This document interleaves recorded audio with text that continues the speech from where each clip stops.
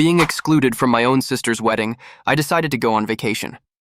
Later, when the wedding completely imploded, my entire family frantically tried to reach me. My mother's dismissive voice still echoed, "You're overreacting, it's just a wedding."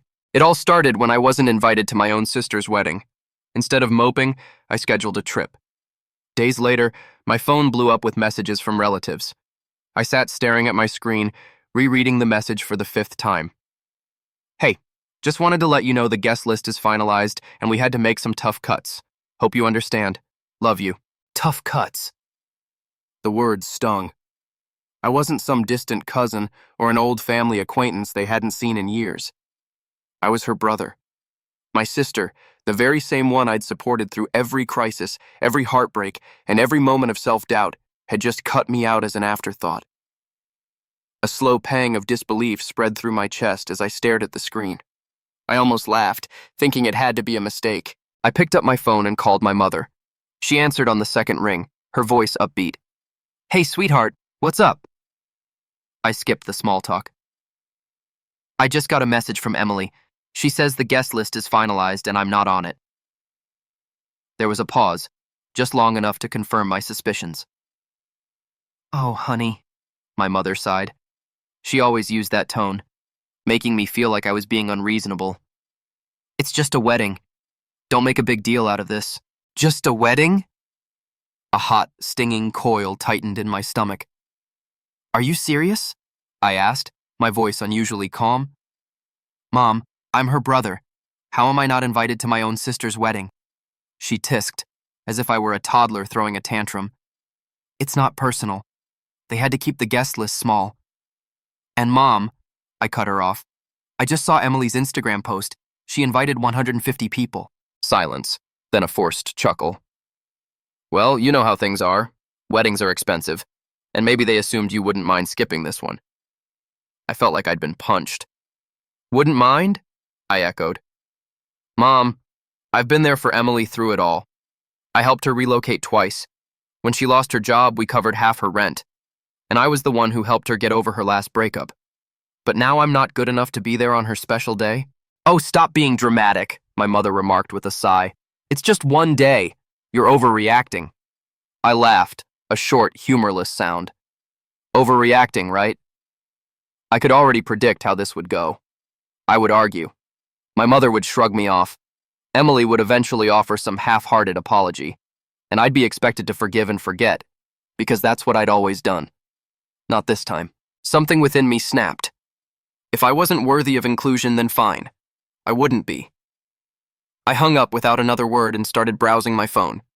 If I wasn't attending Emily's wedding, I was going to be somewhere much nicer. I was going on vacation. The more I thought about it, the angrier I became. I wasn't the type to get upset over trivial matters. I'd let a lot slide before. Emily had repeatedly forgotten my birthday. She'd only call when she needed something. Our mother always expected me to be the understanding one, letting Emily get away with murder. But this was an entirely new level of blatant disrespect. I wasn't going to sit around moping while my sister and the rest of the family played happy little wedding without me. If I wasn't important enough to be included, then I wasn't important enough to be present when they needed me. I grabbed my laptop and started looking up flights. If Emily was going to have the happiest day of her life, then I planned to enjoy the best week of mine. It took less than an hour to plan. I booked all-inclusive accommodations at a 5-star resort in the Caribbean, a suite with an ocean view, spa services, and access to a private beach. I'd always told myself such a trip would be too pricey, but not this time. I wasn't just traveling for a holiday, I was making a statement. When the wedding weekend arrived, I was already on a plane, enjoying champagne in first class. I made sure to upload a picture, legs extended, drink in hand, with this caption, "Guess I got cut from the guest list, but I think I'll survive." The reactions were almost immediate. Some cousins sent laughing emojis. My aunt, the only rational member of the family, commented, "Good for you. Should have taken me with you." But the best reaction? That came from my mother. She sent me 3 texts in a row. "Where are you? Are you seriously missing your sister's wedding over this? You're being petty." Petty? I wasn't even close to being done. I responded with a photo of the beach, complete with white sand, crystal blue ocean, and a perfect postcard view. Then I shut off my phone. I wasn't about to let them guilt trip me. Not this time. For the first time in years, I wasn't putting my family first. I was putting myself first. And it felt incredible. By the time I arrived in paradise, any lingering remorse had completely vanished. The moment I stepped out of the airport, the warm ocean breeze enveloped me, carrying the aroma of salt and tropical flowers. A private car was waiting to drive me to the resort, a stylish black SUV with chilled towels and bottled water in the back seat. Yeah, this was far better than a wedding. As we drove down the coast, I reflected on how right I had been to do this. Back home, my family was probably busy preparing for the big day. My mother was likely making excuses for my absence. My sister was laughing with her bridesmaids, not giving me a second thought. But here, I wasn't an afterthought. Here, I was the priority. The resort was something out of a fantasy. A lobby with enormous indoor palm trees, massive open-air architecture that let in the ocean wind, and service so impeccable you were greeted with a cocktail before you even checked in. My room was unreal. Floor-to-ceiling windows, a private balcony, and the most gorgeous king-sized bed I'd ever seen. I tossed my bags aside, stepped onto the balcony, and simply took it all in. Then, just to twist the knife a little more, I took a picture of the scenery and shared it with this caption: "When one door closes, another one opens, preferably to a beachside suite with unlimited margaritas." I knew it would find its way back to my family. And honestly, I hoped it did, because for once they could understand what it felt like to be left out. And I was only just getting started. My first full day of the trip was simply fantastic. I started the morning with room service, fluffy pancakes, fresh fruit, and coffee so wonderful it ruined every cup I'd ever tasted. Then I spent the entire day doing precisely what I wanted. No responsibilities, no family turmoil, just me, the ocean, and time focused solely on my own enjoyment. By the afternoon, I was lounging on a sunbed by the infinity pool, martini in hand, watching the waves roll in. Every so often, I'd check my phone, not to check in with my family, but to look at the growing number of responses to my vacation blogs. The comments were gold. Cousin Jake: "Bro, where are you even?" Aunt Lisa: "Okay, now you're just showing off." An old college acquaintance: "Dude, invite me next time." Finally, I received a notification that made me smirk. "Emily saw your article." Oh, now she was paying attention.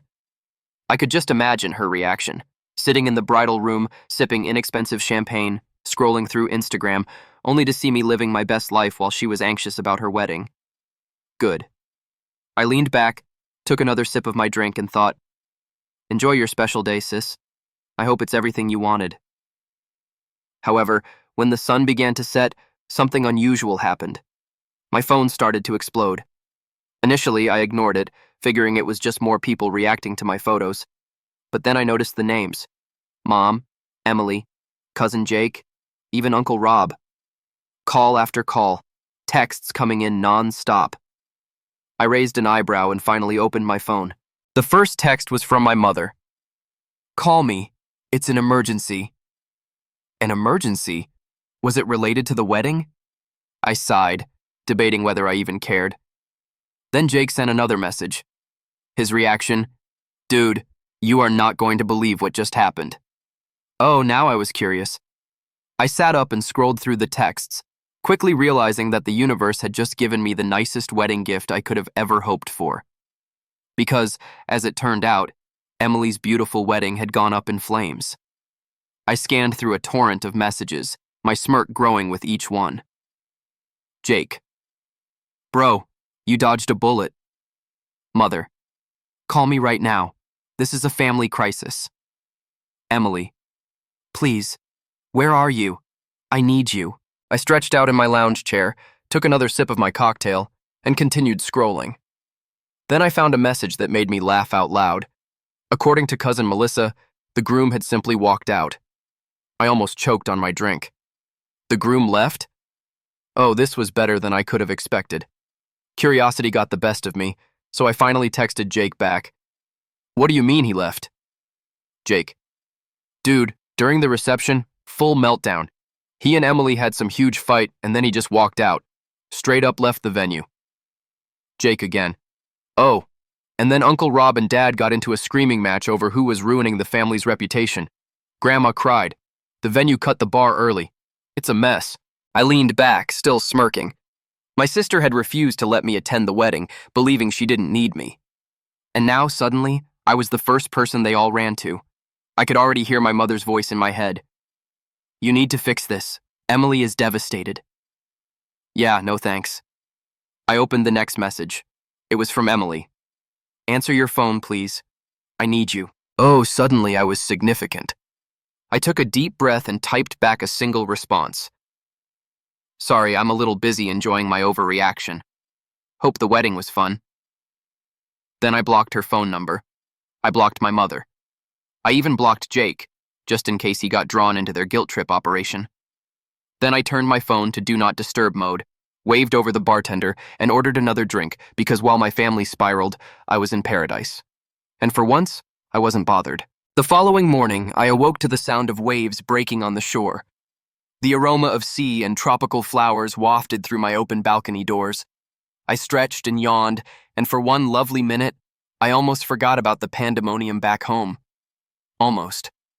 Then I looked at my phone. Even though I'd blocked most of my family, I still had over 20 missed calls from random numbers. They'd tried everything to contact me. Several voicemails had slipped through. Despite my better judgment, I pressed play on the first one. My mom's frantic voice. "I don't know what you think you're doing, but this is not the time for one of your tantrums. Your sister is devastated, and we need you here. This family needs to stick together right now." I rolled my eyes before deleting it. Next voicemail. Emily, crying. "I don't understand why you're doing this. You're my brother. I need you. Please just call me back." I deleted it. The following one had me laughing. Jake, whispering as if he were hiding in a closet. "Dude, Mom and Aunt Lisa are planning to show up at your apartment when you get back. Just a heads up. Also, Grandma keeps saying the wedding was cursed because you weren't there. It's hilarious." That was a voicemail I saved. I tossed my phone on the bed and stepped out onto the balcony. The sun had just begun to rise, casting a golden glow over the ocean. I took a deep breath, letting the warmth sink in. Back at home, my family was scrambling to perform damage control. Meanwhile, I was here, sipping espresso in a bathrobe, enjoying the best decision I'd ever made. And the best part? They were now feeling what I had felt when they cut me out. Unwanted, forgotten, left out. It was rather poetic, actually, but I wasn't finished yet. I grabbed my phone, took a photo of my breakfast, fluffy pancakes, fresh fruit, and a mimosa so vibrant it might blind someone, and posted it with this caption: "Starting my day stress-free. Hope everyone back home is doing okay." Then, just for fun, I scrolled through my blocked messages, grinned at all the missed calls, and ordered another mimosa. I had no intention of calling them back. Let them clean up their own mess. I was on vacation. By midday, I was relaxing under a secluded cabana, sipping a tropical drink with an umbrella, when my phone vibrated again. This time, the message was from cousin Melissa. "Melissa, okay, I know you're mad, and honestly, you deserve to be, but you have to hear what happened after the wedding. Call me. You're going to love this." I raised an eyebrow. Melissa had always been the only cousin with a brain. If she said I needed to hear something, it was probably worth my time. So despite my better judgment, I called her. She answered on the first ring. "Oh my God, you're finally answering," she said, unable to contain her joy. "Okay, are you sitting down?"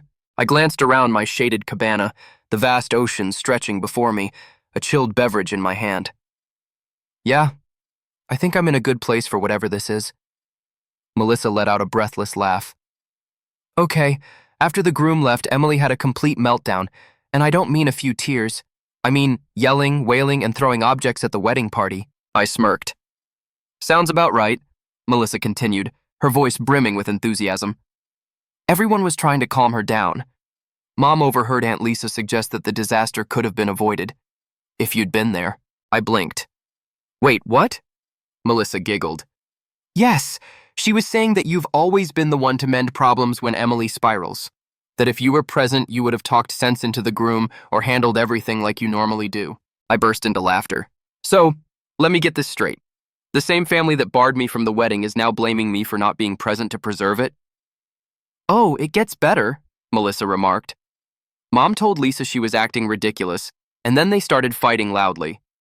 Then Grandma got involved, saying Emily brought this on herself because she offended the cosmos by not inviting her brother. I almost choked on my drink. Melissa was cackling now. Grandma lectured Emily in front of everyone, she continued, stating, "If you had treated your family better, you wouldn't be alone in your wedding dress right now." I leaned back, smirking. Wow, that's beautiful. Oh, and then, Melissa added, your mother tried to contact the groom's family to resolve the situation. His mother just smiled and said, "This is your issue now." I had to set down my drink before I spilled it from laughing so hard. So, I said, collecting my breath, where does that leave Emily? Melissa sighed, still weeping, still blaming everyone except herself. Last I heard, she was trying to save the wedding with some sort of backup plan. But let's be honest, she's not going to recover from this. I shook my head, grinning. You know what the best part is? What? I took a slow sip from my drink. I don't care, Melissa roared with laughter. Honestly, I don't blame you. I just thought you'd appreciate knowing that karma did its job. Oh, I love knowing that, I remarked, smirking. Thanks for the update, Melissa. No problem, she replied. Enjoy your trip. And for the record, you did the right thing. I hung up, more satisfied than I had been in years. They wanted a wedding without me. And now, thanks to their own selfishness, they had a disaster instead.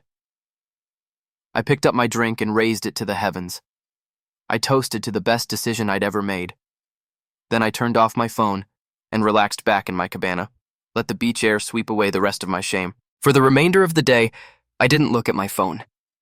Instead, I scheduled a sunset cruise, letting the warm breeze wash over me, and enjoyed a 5-star meal by the seaside.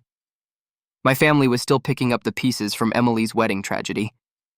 I was enjoying the greatest steak I'd ever had. At some point, a notion occurred to me. Perhaps I should feel sorry for her. Then I remembered how she'd left me out without hesitation. Yeah, no. I took a sip from my wine. I took one last shot of the view and shared it with a single caption, 0 regrets. Finally, with a contented smile, I turned off my phone again. Let them stew. I was done being their backup plan. The following morning, I awoke feeling lighter than I had in years. No guilt, no tension, no last-minute family emergencies that became my job to solve. Just myself, the sound of waves, and an entire day of nothing but rest.